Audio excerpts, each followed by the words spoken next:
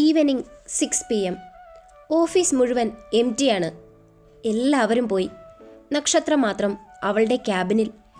ടേബിളിൽ ആ red rose കാർഡിപ്പോഴും അവളുടെ കയ്യിൽ. Can we talk about me, about us, Agni. അവളുടെ ഹൃദയം പടപടാന്നിടിക്കുന്നു. അവൾ ഡോറിലേക്ക് നോക്കി. അഗ്നിയുടെ ക്യാബിൻ ഡോർ തുറന്നു കിടക്കുന്നു.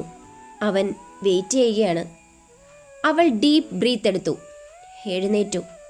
പതിയെ അവൻ്റെ ക്യാബിനിലേക്ക് നടന്നു. ഡോറിൽ ചെന്ന് നിന്ന് നോക്ക് ചെയ്ത് കാത്തു നിന്നു. കമിൻ. അവൻ്റെ ശബ്ദം വളരെ ശാന്തം. പക്ഷേ അവൾ നോക്ക് ചെയ്തതിൽ അവന് നീരസമുണ്ട്. അവൾ ഉള്ളിൽ കയറി. അഗ്നി ഗ്ലാസിൻ്റെ അടുത്ത് നിൽക്കുന്നു. പുറം തിരിഞ്ഞ് പുറത്തേക്ക് മുംബൈ നഗരം നോക്കി. കയ്യിലൊന്നുമില്ല, വെറുതെ നിൽക്കുന്നു. എന്തോ ആലോചിച്ചുകൊണ്ട്.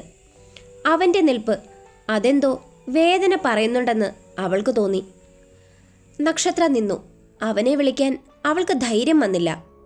അഗ്നി പതിയെ തിരിഞ്ഞു അവളെ ഒന്ന് നോക്കി.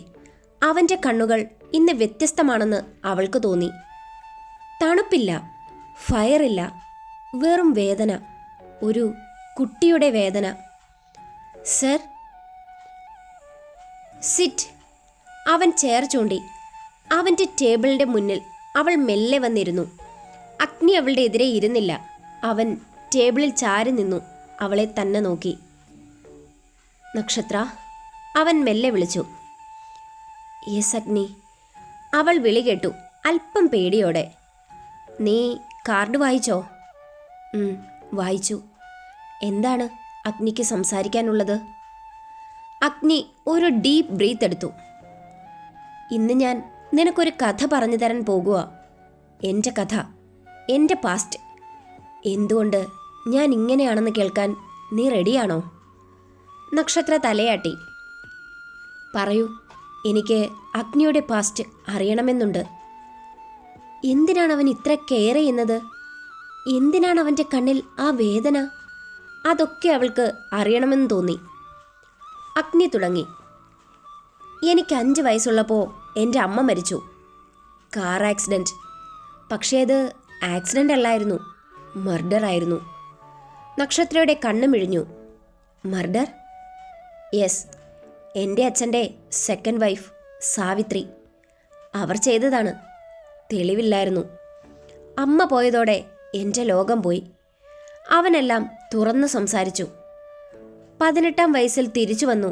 CEO ആയി. അങ്ങനെ ഇരിക്കെ ഞാൻ 3 വർഷം മുമ്പ് ഒരു പെൺകുട്ടിയെ കണ്ടു. അനാഥാലയത്തിൽ കുട്ടികൾക്ക് കഥ പറഞ്ഞു കൊടുക്കുന്ന ഒരു പെൺകുട്ടി. അവൾ ചിരിക്കുന്നുണ്ട്. ആ ചിരി അതെൻ്റെ മനസ്സിൻ്റെ മതിൽ തകർത്തു. 15 വർഷമായി ഞാൻ കെട്ടിപ്പൊക്കിയ കരിങ്കൽ ഭിത്തി ഒരു നിമിഷം കൊണ്ട് പൊടിഞ്ഞുപോയി. എൻ്റെ ഹൃദയം വീണ്ടും മിടിക്കാൻ തുടങ്ങി. അവൾക്ക് വേണ്ടി. നിനക്കറിയുവോ അവൾ ആരായിരുന്നു എന്ന്? അവൾ മെല്ലെ തല വിലങ്ങനെ ചലിപ്പിച്ചു. അത് നീയായിരുന്നു നക്ഷത്ര. നിനക്ക് വേണ്ടി മാത്രം. എൻ്റെ ഹൃദയം വീണ്ടും തുടിച്ചു തുടങ്ങി. അഗ്നി നിർത്തി.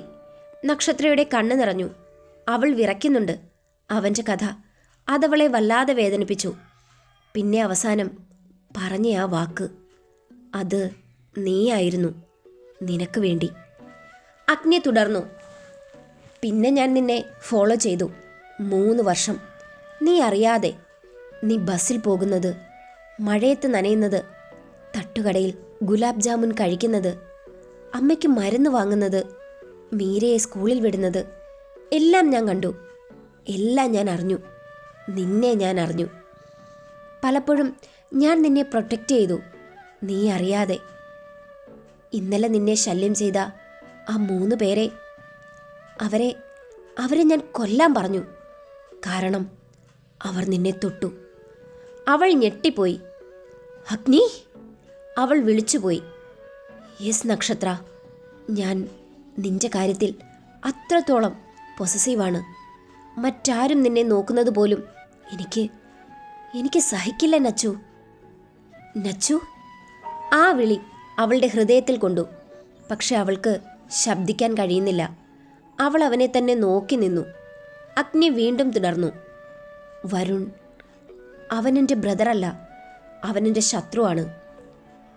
അവൻ നിന്നെ വഷളൻ കണ്ണോടെ നോക്കിയതുകൊണ്ട്, നിന്റെ പേര് പറഞ്ഞതുകൊണ്ട് ഞാനവനെ ബേസ്മെൻറ്റിലിട്ടു, പച്ചവെള്ളം കൊടുക്കാതെ. നിന്റെ കാര്യത്തിൽ ഞാനൊരു സൈക്കോ ആണ് നച്ചു. നോർമലായി സ്നേഹിക്കാൻ എനിക്കറിയില്ല. ഞാൻ സ്നേഹിച്ച അത് ഭ്രാന്തമായിരിക്കും, പൊസസീവായിരിക്കും, ഡേഞ്ചറസ് ആയിരിക്കും. നീ എൻ്റെ ആവണം, ഓൺലി മൈൻ. ആരും നിന്നെ നോക്കരുത്, തൊടരുത്, സംസാരിക്കരുത്. അതാണ് ഞാൻ. അങ്ങനെയാണ് ഞാൻ. അങ്ങനായിപ്പോയി. Agnidev Raichand, a broken child, a monster, a psycho lover. ഇപ്പം നീ പറ, എന്നെയും എൻ്റെ ഭ്രാന്തമായ പ്രണയത്തെയും മനസ്സിലാക്കാൻ നിനക്ക് കഴിയുമോ നച്ചു? നീ എന്നെ പേടിക്കുന്നോ നച്ചു? നീ എന്നെ വെറുക്കുന്നോ? നീ എന്നെ വിട്ടു പോകുമോ നച്ചു? അഗ്നി നിർത്തി. അവൻ്റെ കണ്ണിൽ കണ്ണുനീർ ഉരുണ്ടുകൂടി. ആദ്യമായി നക്ഷത്രയുടെ മുന്നിൽ വെച്ച് അവൻ കണ്ണു നിറച്ചു നിന്നു.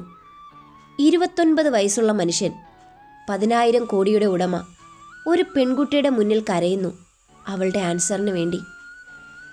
അവളുടെ കണ്ണ് നിറഞ്ഞൊഴുകുന്നു. അവൾ അവൻ്റെ അടുത്തേക്ക് നീങ്ങി നിന്നു. അഗ്നി, അവൾ വിളിച്ചു. അവൻ തല ഉയർത്തി നോക്കി. അവൾ പറയാൻ തുടങ്ങി. പക്ഷെ വാക്കുകൾ പുറത്തേക്ക് വന്നില്ല. അവളുടെ മനസ്സാകെ കൺഫ്യൂസ്ഡാണ്. അവനോട് സഹതാപം, സ്നേഹം, പേടി എല്ലാം കൂടി അവളുടെ വാക്കുകൾ തടസ്സപ്പെടുത്തി. ഞാൻ നിങ്ങളെ. അവൾ വീണ്ടും നിർത്തി. യെസ്, പറയിനച്ചു. നിന്റെ മനസ്സിലുള്ളത് എന്ത് വേണമെങ്കിലും പറയ്, ഞാൻ അക്സെപ്റ്റ് ചെയ്യും. അവൻ പറഞ്ഞു. ഞാൻ നിങ്ങളെ വെറുക്കുന്നില്ല, അവൾ മെല്ലെ പറഞ്ഞു. പക്ഷേ എനിക്ക് പേടിയാണ് അഗ്നി. നിങ്ങളുടെ സ്നേഹം അത് വളരെ ഇൻറ്റൻസ് ആണ്. ഞാനൊരു നോർമൽ പെൺകുട്ടി. ഞാൻ ആഗ്രഹിക്കുന്നത് simple life, love, marriage, kids, freedom. അവൾ കരഞ്ഞുപോയി. അഗ്നിയുടെ ഹൃദയം തകർന്നു. അവൻ ഭയപ്പെട്ടത് അതാണ്. അവൾക്കവനെ പേടിയാണ്. അവൻ പതിയെ തലയാട്ടി.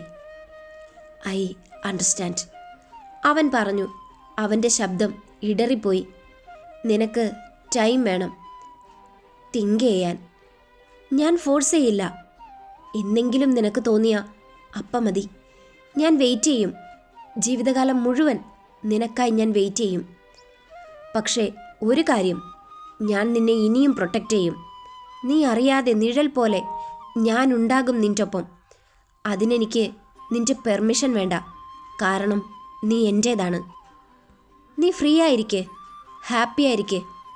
അതാണ് എനിക്ക് വേണ്ടത്, അതുമാത്രം. അവൻ തിരിഞ്ഞ് ഗ്ലാസിൻ്റെ അടുത്തേക്ക് നടന്നു.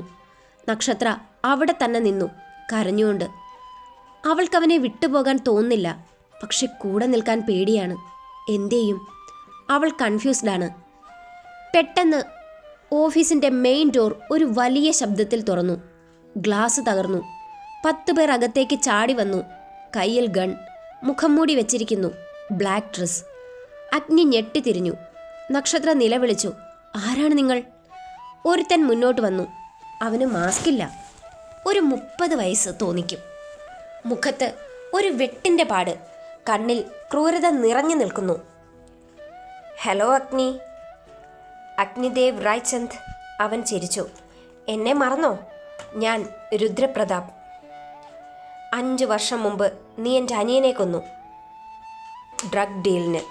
ഓർമ്മയുണ്ടോ നിനക്ക്? ഇന്ന് ഞാൻ നിന്നോട് പകരം ചോദിക്കാൻ വന്നതാണ്. നിന്റെ ജീവനല്ല എനിക്ക് വേണ്ടത്, നിന്റെ ജീവനേക്കാൾ നിനക്ക് വലുത്. അവൻ നക്ഷത്രയെ നോക്കി.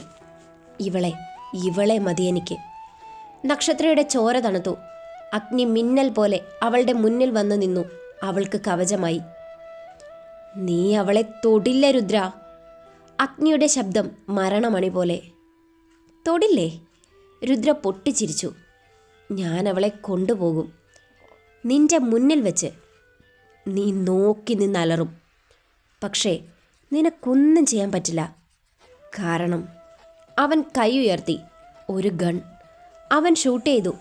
അഗ്നിയുടെ തോളിൽ ആ വെടിയുണ്ട തുളച്ചു കയറി. അഗ്നി! നക്ഷത്ര അലറിപ്പോയി. അവൾ അവനെ പിടിച്ചു. അവൻ്റെ ഷർട്ടിൽ ചോര.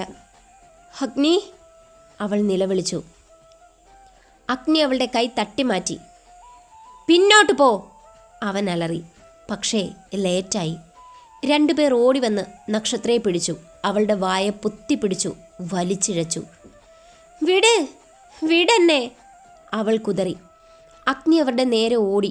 പക്ഷേ രുദ്ര വീണ്ടും ഷൂട്ട് ചെയ്തു. ഇത്തവണ അവൻ്റെ കാലിൽ. അഗ്നി മുട്ടുകുത്തി വീണു. പക്ഷെ അവൻ്റെ കണ്ണ് നക്ഷത്രയിൽ മാത്രം തങ്ങി നിന്നു. അവർ അവളെ ഡോറിലേക്ക് വലിച്ചിഴയ്ക്കുന്നു.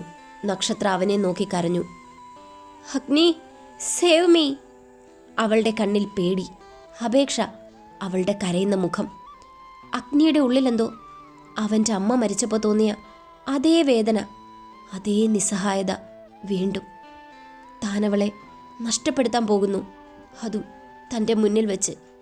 അവൻ എഴുന്നേൽക്കാൻ നോക്കി. പക്ഷേ കാൽ തളർന്നു പോകുന്നു. രക്തം ഒഴുകിയിറങ്ങുന്നു. രുദ്ര അവൻ്റെ അടുത്തേക്ക് നടന്നു വന്നു. ഗൺ അഗ്നിയുടെ നെറ്റിയിൽ വെച്ചു. Bye bye devil. നിന്റെ നക്ഷത്ര ഇനി എൻ്റേതാണ്. ഞാൻ അവളെ. അവൻ മുഴുവിപ്പിച്ചില്ല. അതിനു മുൻപ് അഗ്നിയുടെ കണ്ണു ജ്വലിച്ചു. അവൻ്റെ ചുണ്ടിൽ ഒരു ചിരി. പക്ഷെ ആ ചിരി അത് മനുഷ്യൻ്റെ അല്ല. അവൻ പതിയെ പറഞ്ഞു, വെറും 3 വാക്ക്. നീ എൻ്റെ നച്ചുവിനെ. അവൻ്റെ ശബ്ദം അത് നരകത്തിൽ നിന്നും വന്ന മരണം പോലെ തണുത്തതായിരുന്നു. രുദ്രയുടെ ചിരി നിന്നു. അവൻ്റെ കൈ വിറച്ചു. അഗ്നിയുടെ കണ്ണിൽ അവൻ തൻ്റെ മരണം കണ്ടു. പുറത്ത് കാറിൻ്റെ ഡോറടയുന്ന ശബ്ദം.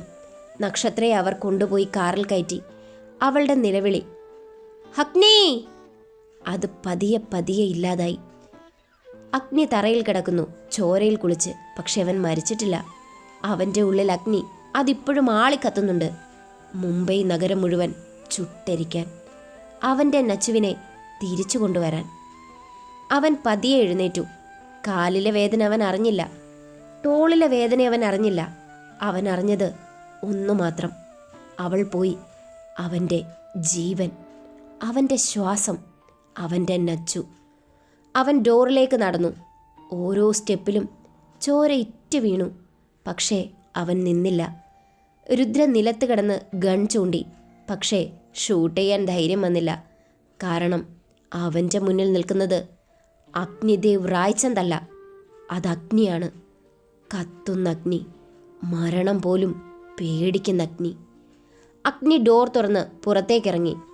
രാത്രിയിലെ ഇരുട്ടിലേക്ക്. അവൾക്കൊന്നും പറ്റരുത്, അത് മാത്രമായിരുന്നു അവൻ്റെ മനസ്സിൽ. എനിക്കതിനെ കഴിഞ്ഞില്ലെങ്കിൽ ഈ നഗരം ഞാൻ ചുട്ടരിക്കും.